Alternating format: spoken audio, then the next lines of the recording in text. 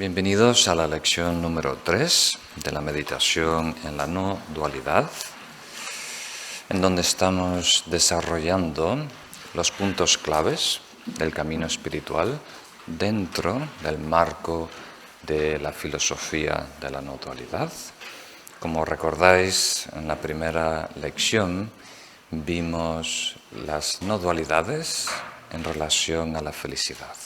Habíamos dicho que para prepararnos, para encaminarnos al desarrollo espiritual, la primera misión, el primer objetivo es poder distinguir entre la felicidad genuina y la felicidad mundana, ¿no? Algo que realmente nos llena y nos satisface a largo plazo y algo que simplemente nos distrae. Muy bien.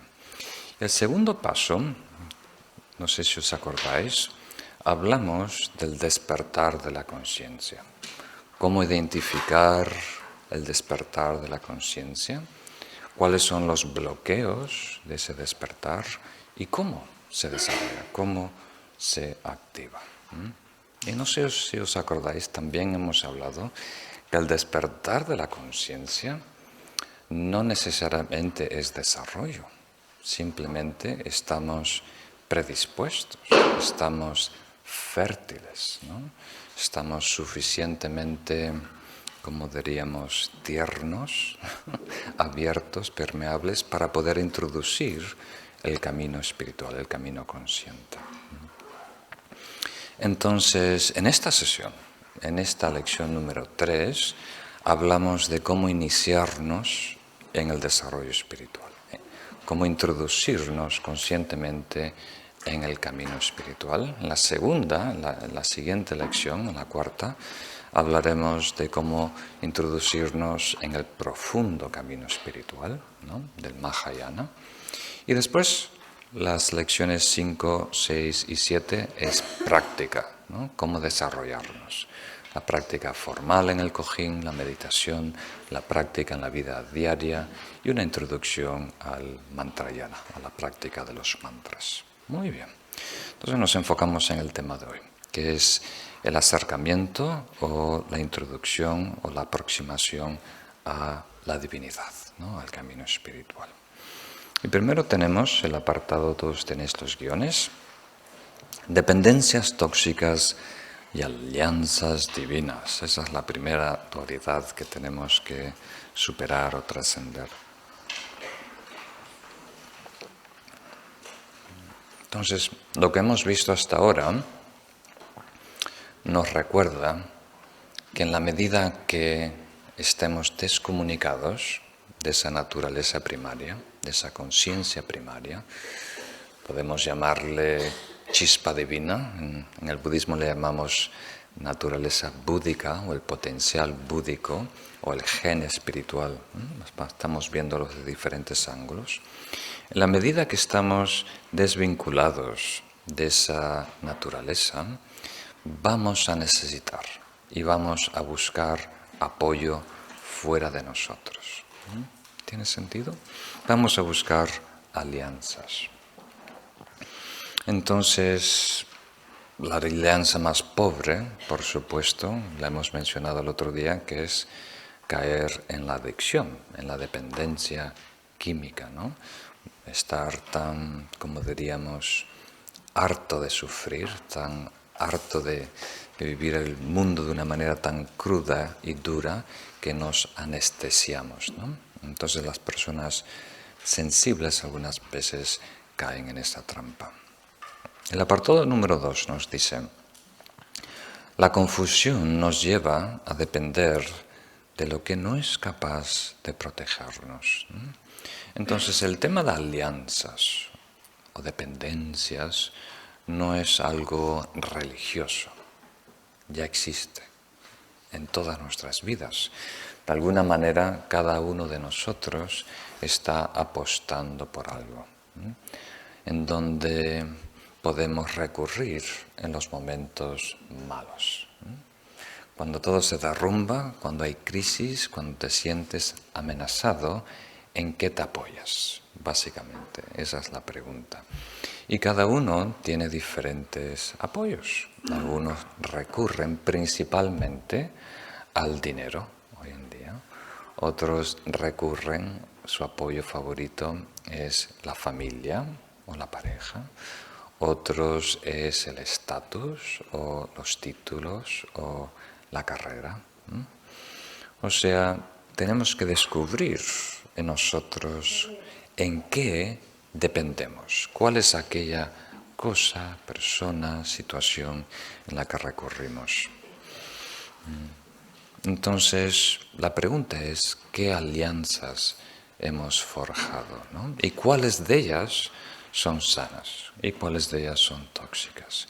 ¿Cuáles de ellas nos pueden ayudar hasta cierto nivel y cuáles tienen limitaciones, ¿no? Y no nos pueden elevar a la perfección del ser? Entonces esto creo que no es noticia para nosotros, pero es muy importante detectarlo, detectar en nuestra vida en qué dependemos. Y la idea es, en este proceso de introducirnos en el camino espiritual, desarrollar alianzas espirituales, alianzas divinas, depender en algo que no nos pueda desfraudar, algo que no pueda cambiar, algo que no esté distorsionado o no tenga condiciones, ¿no? Te quiero de esta manera si tú haces esto por mí, ¿no? Sin condiciones, una alianza muy genuina. Entonces, para entenderlo, vamos a primero comprender un poquito mejor qué quiere decir la no dualidad. Saltamos al apartado siguiente, la dualidad de sujeto y objeto. La dualidad de sujeto y objeto. Entonces, en términos generales, cuando hablamos de dualidad, normalmente estamos hablando de yo,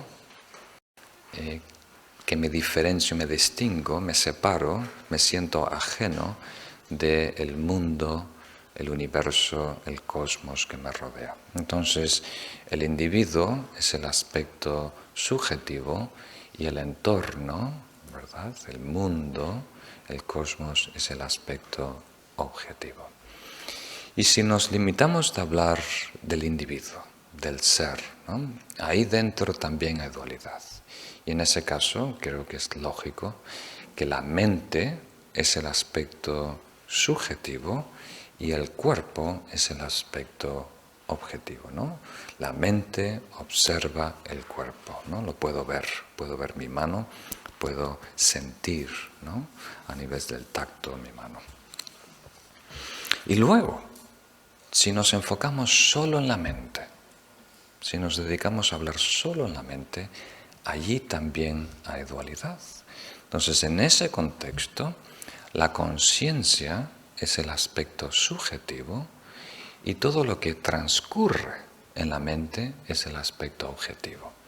Los procesos mentales, las emociones, los sueños, las metas, las ideas, los recuerdos, las sensaciones, juicios, percepción, discriminación, todo eso es el aspecto objetivo. Y en este caso, conciencia es lo que capta, lo que cogniza, ¿verdad? La pantalla en donde se plasma todos esos fenómenos mentales. Y ahora si damos un paso más, hay más pasos, pero para resumir, quiero dejar tiempo en esta sesión para vuestras preguntas, que van a haber muchas.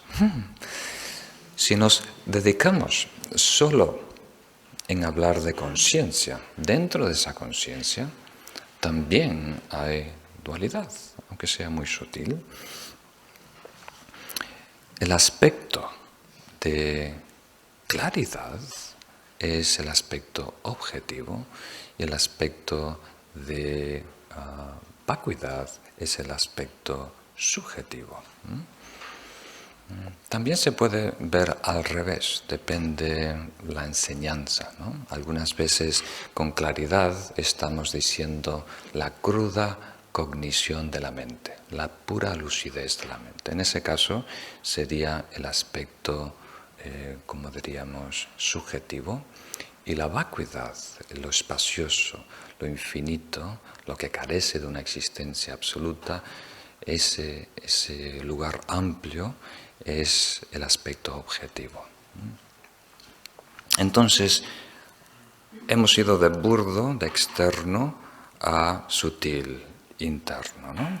Entonces, de alguna manera esto nos da una pista de que todo lo que se desarrolla en nuestra mente, en nuestro ser como individuo y en el mundo, no es otra cosa que la expresión de estos dos aspectos fundamentales de la mente primaria, la lucidez y la claridad. ¿Tiene sentido? Todo se va elaborando de esos dos aspectos primarios de nuestro ser. Entonces, en la medida que no estemos otra vez en comunión con esa mente primaria, vamos a ver parte de esa mente primaria fuera de nosotros, ajena a nosotros. ¿Tiene sentido? Incluso, siguiendo el próximo apartado, lo que es divino. Entonces, en términos generales, todos hablan de un aspecto puro dentro de nosotros, ¿verdad? Tenemos rabia, tenemos historias negativas, arrastramos sombras, pero siempre hay un aspecto puro y divino, ¿verdad? La chispa divina, el espíritu, el alma. El contexto budista es el Gotra o la naturaleza búdica, la mente, la conciencia más prístina, más primaria. Y también fuera de nosotros, ¿verdad? Hay robos, hay asaltos, hay mentiras, hay estafas, pero también hay afuera en el universo, tiene que haber también algo que represente ese aspecto puro y divino, ¿no? Y aquí lo vamos a ver brevemente. Y hay muchas representaciones, hay muchas, como diríamos, opiniones de lo que es divino, ¿verdad? Y parecieran que todas estas versiones de la divinidad están compitiendo en un plano horizontal. Se deben a cultura, se deben a lo que ha transcurrido en esa parte del mundo. Pero en realidad, todos los caminos, todas las filosofías, todas las tradiciones, todas las religiones están en un plano vertical y depende de la conciencia que lo percibe y es predecible. Entonces, antiguamente, casi todas las comunidades en el planeta vivían en la era de magia, en donde cuando algo no era comprensible, cuando no sabían la causa del efecto, lo atribuían a magia, ¿verdad? A magia de un brujo, una bruja, de la próxima tribu o algo así. Y lo divino era parte de los elementos de la naturaleza, ¿no? Lo divino está en el sol, en el agua, en el fuego o la madre tierra, ¿no? Y eso normalmente se llama animismo, ¿no? Atribuirle divinidad a algunos animales o a algún aspecto de la naturaleza. Y eso parte de una conciencia que se identifica de esa manera y proyecta, refleja allá afuera el aspecto similar. Entonces, si uno se identifica como un ser primario, motivado por instinto, ¿no? Como parte de esta naturaleza cruda y material, también la divinidad va a habitar esa naturaleza. Y después, para simplificar esto, se puede dividir en 9, 12 pasos. Si algún día estáis interesados, vamos a dedicar todo un curso solo a hablar los diferentes niveles de la divinidad. Entonces después va evolucionando en un panteón de dioses, como ocurrió en la antigua Egipto y también en Grecia, ¿no? Y ahí estos diferentes dioses tenían atributos o características humanas, cumplían ciertas funciones. Y poquito a poquito se fueron unificando hasta llegar a un solo Dios, a una sola divinidad. Y la primera vez que ocurrió fue con el faraón Akenatón en la antigua Grecia, solo duró su vida, ¿no? Y él fue el que instaló el único Dios, que deberían adorar al dios Atón, el dios representado por el sol, como el único Dios que englobaba todo lo que es divino, y el resto era manifestaciones o emanaciones de ese Dios. Cuando fue derrocado, otra vez surgió el panteón de dioses que conocemos del antiguo egipcio, hasta que surgieron las religiones abrámicas, ¿no? Como el judaísmo, el cristianismo, el islam, que en realidad de la perspectiva filosófica son casi idénticas, ¿no? A nivel cultural, a nivel de rito y práctica y lenguaje son muy distintas, pero a nivel filosófico son casi indistinguibles. Entonces allí un Dios todopoderoso creó el universo y nosotros somos sus criaturas, ¿no? Su creación. Y poquito a poquito, este Dios único, externo, que tiene el poder de premiar o castigar, fue también evolucionando, fue integrándose en todo lo que es aspectos de la vida, o sea, un Dios más trascendental.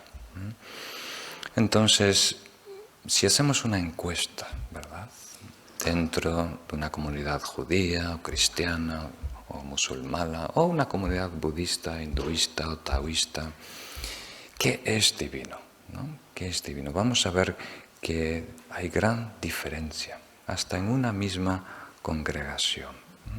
Y todo depende de cómo ese ser se define a sí mismo. Cómo evaluamos el yo, el ser, el aspecto subjetivo, de alguna manera determina cómo vemos el mundo, la educación, el gobierno, la familia nuclear y también lo que es divino.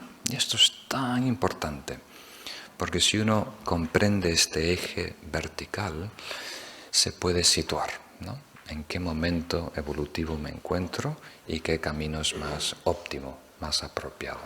Entonces, esto es un proceso natural, es una evolución.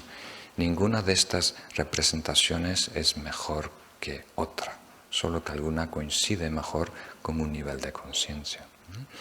Entonces, por ejemplo, la versión de Dios que pintó Miguel Ángel en el techo de la Capilla Sixtina es una versión de Dios muy particular, ¿no?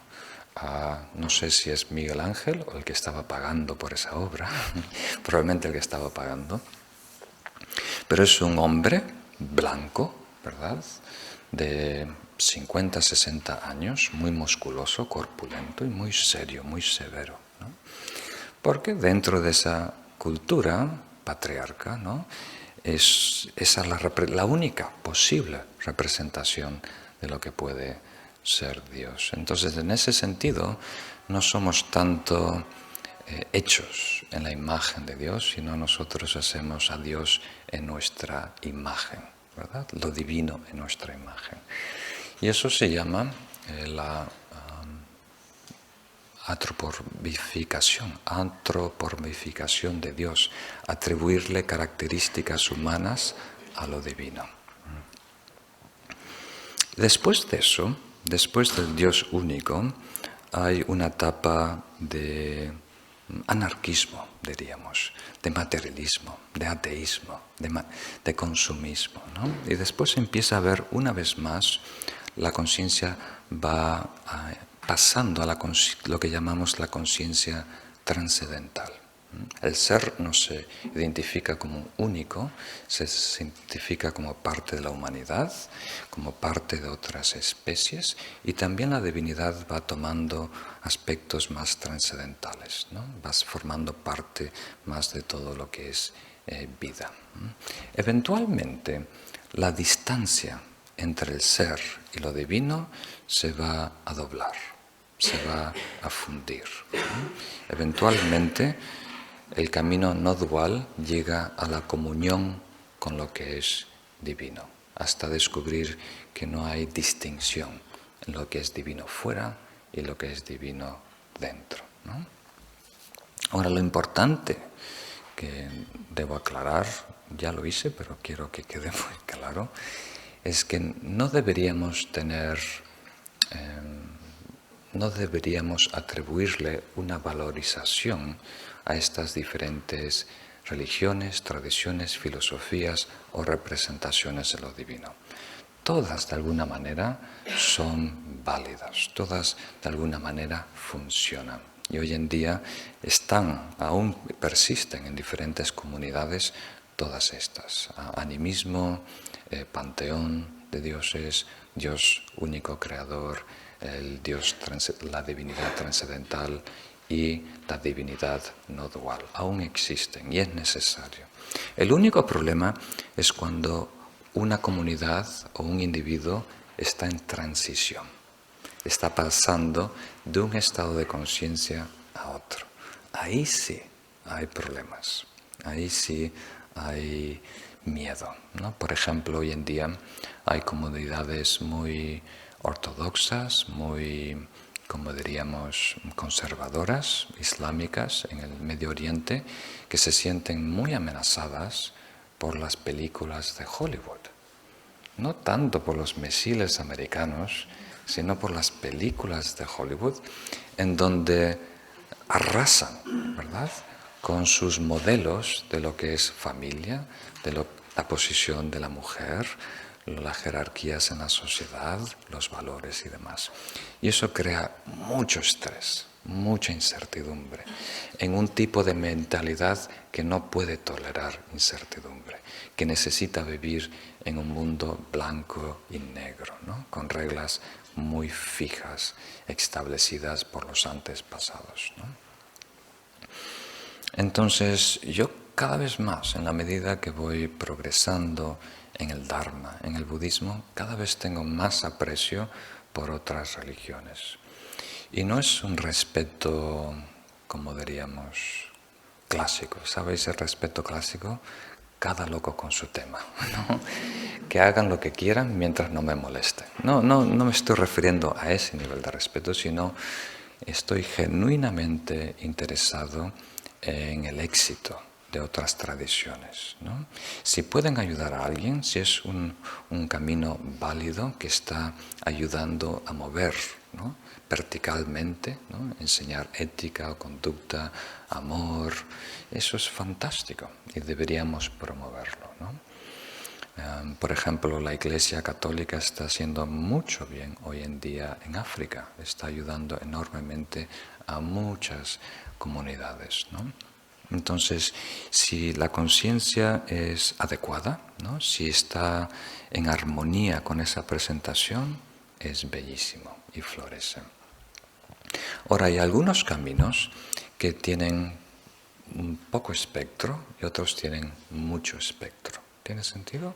Por ejemplo, el hinduismo empieza a recoger a personas, empieza a ser útil y beneficioso para personas que están habitando la conciencia de panteón de dioses, Dios unitario y también divinidad trascendental, ¿no? Tienen una gama que incluye esos tres niveles de conciencia. El budismo, por ejemplo, no. El budismo ya empieza con la divinidad trascendental y después lleva a personas al estado no dual. Entonces, si hay una persona que está de alguna manera en armonía con esta visión mágica de animismo o con el Dios todopoderoso creador, entonces no va a coincidir con la... O sea, lo que ofrece el Dharma son herramientas para ayudarnos a crecer y madurar internamente. Y las personas que están, por ejemplo, a nivel de panteón de dioses, quieren tener una relación muy pasiva con su divinidad, ¿no? Es una audiencia pasiva y esperan bendiciones, ¿no?, premios y demás. Y eso es bueno en ese sentido. Entonces, si le preguntamos a un lama tibetano, recién llegado del Tíbet, a un geshe, a un khenpo tibetano, ¿el budismo es ateo o es teísta?, ¿no? Seguramente, lo más seguro que va a decir que el budismo es ateo. ¿no?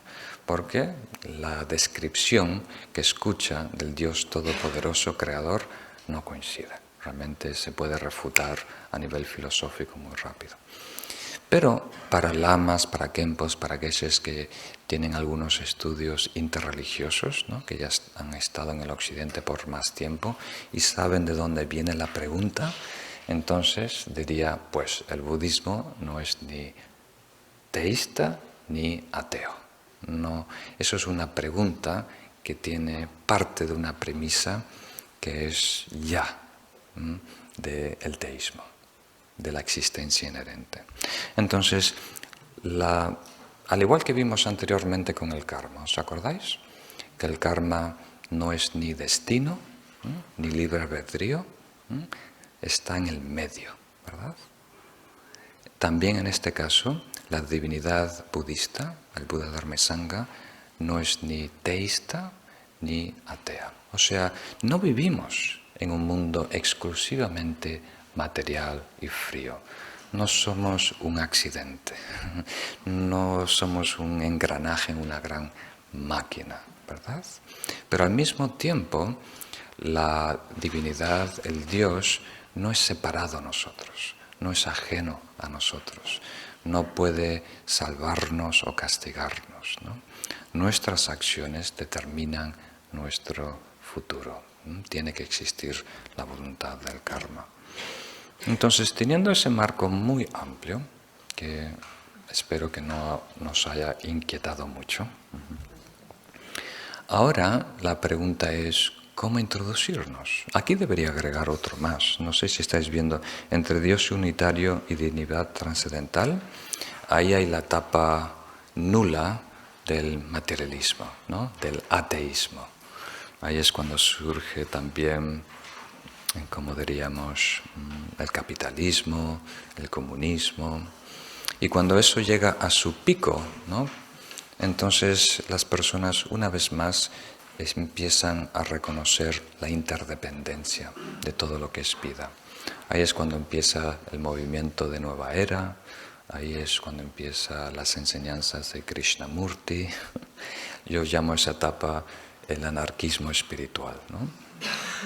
Porque estamos interesados en la espiritualidad, pero pensamos, bueno, el Buda no fue budista y Jesús no fue cristiano. A mí lo que me interesa son las enseñanzas, esto de religiones organizadas, de instituciones hechas por hombres, de jerarquías y rituales y símbolos. Esto es todo artificio humano. A mí lo que quiero es realmente la experiencia de estos grandes seres iluminados. Entonces, a esta mentalidad de anarquismo espiritual, como viene y tiene muy de cerca lo que ha dejado la religión ortodoxa con los símbolos y los rituales huecos, piensa que todos símbolos van a ser corruptos, que todo sistema de alguna manera es limitante, ¿verdad? Entonces, esa etapa es la más crítica, ¿no? Es la etapa entre el anarquismo espiritual y una tradición trascendental. Es un cambio, una transición muy delicada. Para unos les cuesta 1 año o 2, otros un par de décadas, un par de vidas.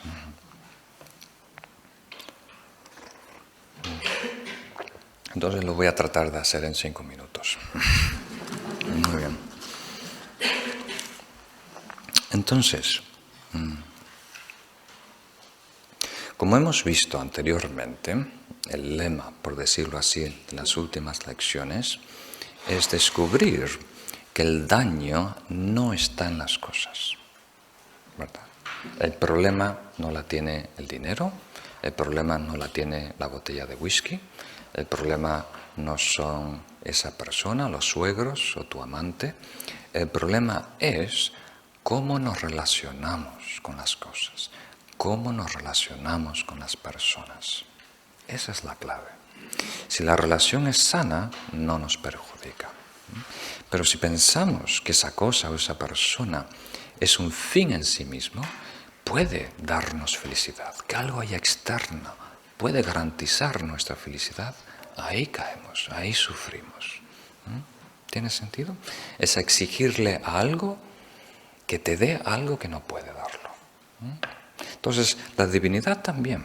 El problema no está en estas diferentes representaciones, sino en cómo nos relacionamos. Ese es el secreto. Pero primero vamos a ver qué es exactamente la divinidad de la perspectiva budista. Esto puede ser un poco interesante. El Buda no es simplemente un ser histórico. No es un príncipe llamado Siddhartha, que hace 2600 años dejó un palacio, logró estados muy profundos de iluminación y descubrió la naturaleza de su mente. El Buda es budeidad, es el estado de perfección del ser. ¿Tiene sentido? Es el estado de perfección del ser que cada uno de nosotros puede lograr. Si tenéis muy fresca la enseñanza de la lección número 2, es la doble pureza. Todos nosotros tenemos la pureza natural del Gotra, de la mente primaria, y el reconocimiento de esa mente primaria. La comunión con esa mente primaria es la budeidad, ¿no? Entonces estamos tomando refugio en ese estado de perfección, que hoy está oculto por velos conceptuales y emocionales. Dharma quiere decir verdad, estados espirituales. Y su expresión en palabras, pero lo más importante es la experiencia de la verdad, la experiencia del amor, la experiencia de la verdad última, la experiencia de la compasión, la experiencia de la ecuanimidad, por ejemplo. Esa experiencia, ese estado espiritual es el Dharma, las verdades espirituales. Y la Sangha son los maestros realizados, maestros y maestras que han llegado más allá del egoísmo, que ya no pueden causar daño, por decirlo así. Son una persona, un ser a fiar, nunca nos van a traicionar. Entonces, desde la perspectiva budista, el camino empieza cuando damos un paso hacia estos tres aspectos de la divinidad, ¿no? El estado de perfección, la experiencia de la perfección y luego los maestros que nos acompañan en ese camino. Y a este proceso, a este acercamiento, le llamamos la toma de refugio. En castellano usamos este verbo, que no coincide bien, fluye bien, suena bien, pero no es el mensaje. El mensaje en sánscrito, el mensaje en tibetano, es ir, caminar. Es el mensaje de un peregrino que está yendo hacia la luz, yendo hacia la verdad, yendo hacia la experiencia de lo divino. Entonces, dar un paso genuino en esa dirección es la práctica de tomar refugio, de ir al refugio, de depender en algo bueno y puro. Y como hemos visto, siguiendo la analogía de la lección previa, de la tormenta personal, ¿no? Tarde o temprano vamos a caer en una tormenta personal, algunas veces provocada por sucesos allá afuera. Alguien que te mintió, alguien que te traicionó, un negocio que se vino abajo, ¿no? Una pérdida de un ser querido, ¿no? Algo de repente pone tu mundo vuelta abajo, ¿no? Como un terremoto personal, con nubes muy densas y espesas. Y en ese momento pierdes el norte, no sabes para dónde tirar, pierdes la noción de bien y mal. Entonces, en ese momento es tan importante tener un aliado en el que sí o sí podemos depender, ¿no? Y en ese caso, el Buda Dharma y Sangha es como si fuera un faro, brillante, iluminando en esa tormenta, en esa noche oscura, esa noche del alma, el camino a transitar. Y ahora, ¿qué distingue, verdad? ¿Por qué esta relación con la divinidad va más allá del animismo, del panteón de dioses, del Dios unitario?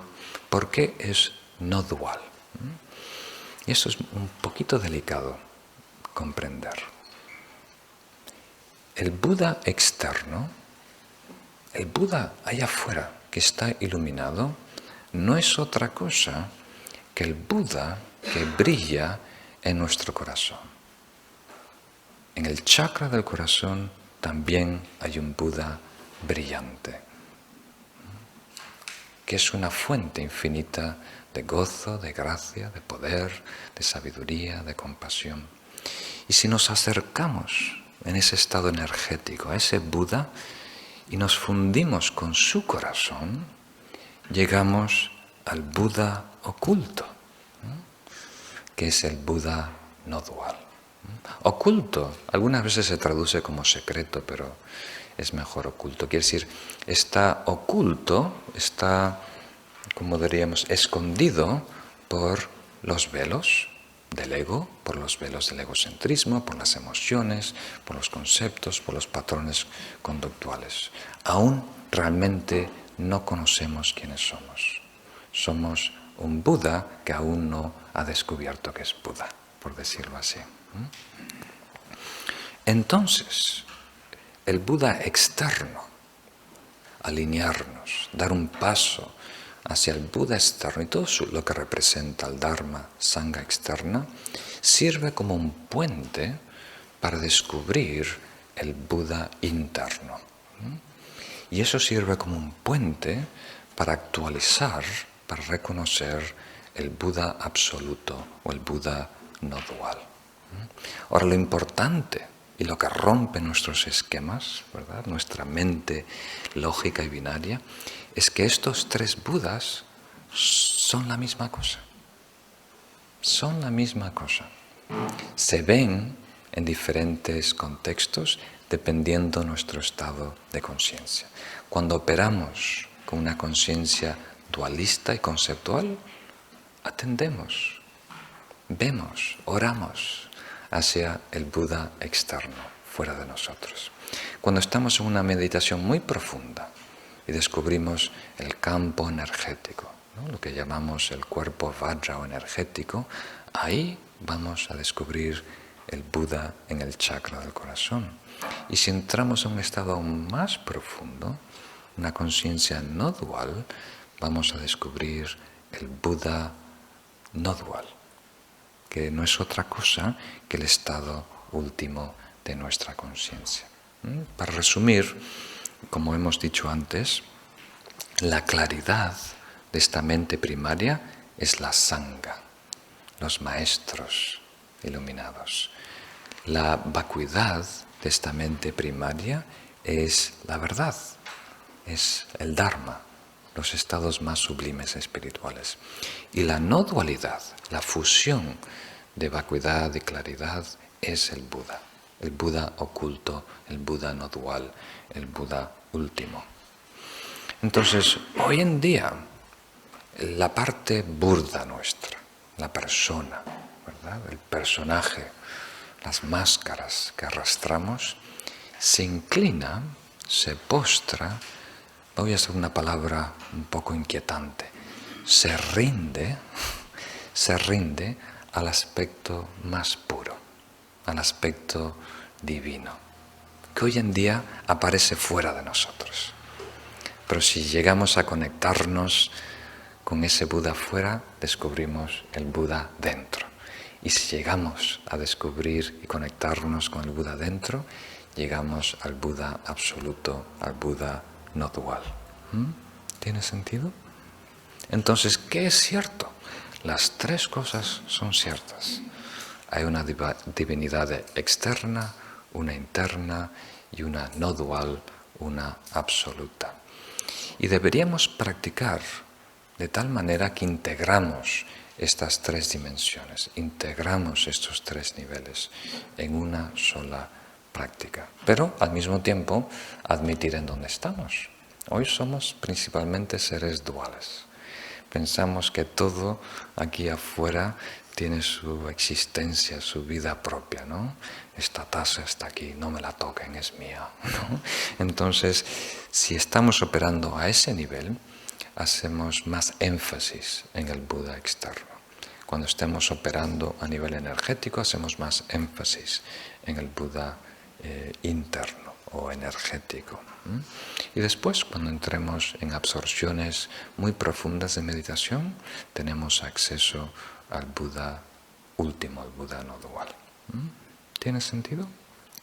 Entonces, el tercer aspecto de este curso y del camino espiritual es en el momento del despertar de conciencia, cuando el gen espiritual se ha activado, cuando estamos en la primavera de nuestra existencia, dar un paso consciente hacia la verdad, dar un paso consciente hacia el Buda, hacia el despertar, ¿no?